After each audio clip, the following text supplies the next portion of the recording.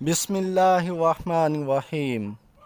اللہ کے نام سے جو بڑا مہربان نہایت رحم کرنے والا ہے۔ جن کا بھروسہ اللہ ہو ان کی منزل کامیابی ہے۔ تم بس قبولیت پر یقین رکھو، کیسے ملے گا یہ سوچنا تمہارا کام نہیں۔ جب اللہ کسی کو پسند کرتا ہے تو اس کی پریشانیاں بڑھا دیتا ہے تاکہ اسے اپنے قریب کر سکے۔ نصیب کا لکھا مل کر ہی رہتا ہے، کب، کہاں، کیسے، یہ سب میرا رب جانتا ہے۔ کسی کی زندگی میں اس کے لیے زندہ رہنے کے اسباب پیدا کرنا اس کی قبر پر فاتحہ پڑھنے سے زیادہ بہتر ہے۔ زندگی بہت مختصر ہے، اسے دشمنی کے پیچھے ضائع نہ کیجیے۔ جس انسان کی زبان پر ہمیشہ شکر رہتا ہے، اللہ پاک اس انسان کو کبھی مایوس نہیں کرتے۔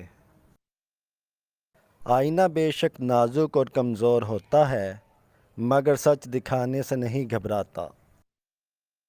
زندگی کو بس اتنا جانا ہے، دکھ میں اکیلے ہیں، خوشیوں میں سارا زمانہ ہے۔ اپنوں سے منافقت کرنے والے غیروں کے قدموں میں جا گرتے ہیں۔ ہم وہیں تک اچھے ہوتے ہیں جہاں تک دوسروں کے معیار کے مطابق ہوتے ہیں۔ کسی کو تکلیف نہ دو، کہیں اس کا دکھ آپ کی دعاؤں کی قبولیت میں رکاوٹ نہ بن جائے۔ برباد کرنے میں بھی اکثر انہی کا ہاتھ ہوتا ہے، گلے لگا کر جو کہتے ہیں ہمیشہ خوش رہو۔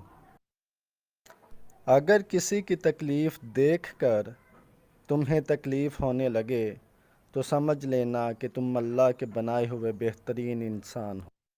دنیا کی ہر چیز سے فائدہ اٹھائیں پر کبھی کسی کمزور کی مجبوری کا فائدہ نہ اٹھائیں۔ رشتہ وہی کامیاب رہتا ہے جو دل سے جڑا ہو، ضرورت سے نہیں۔ غیر اختیاری حالات پر خود پریشان ہونے اور دوسروں کو پریشان کرنے کی بجائے پرسکون رہ کر اللہ تعالیٰ سے دعائیں کرنا اور احتیاطی تدابیر اختیار کرنا عقل کا کام ہے۔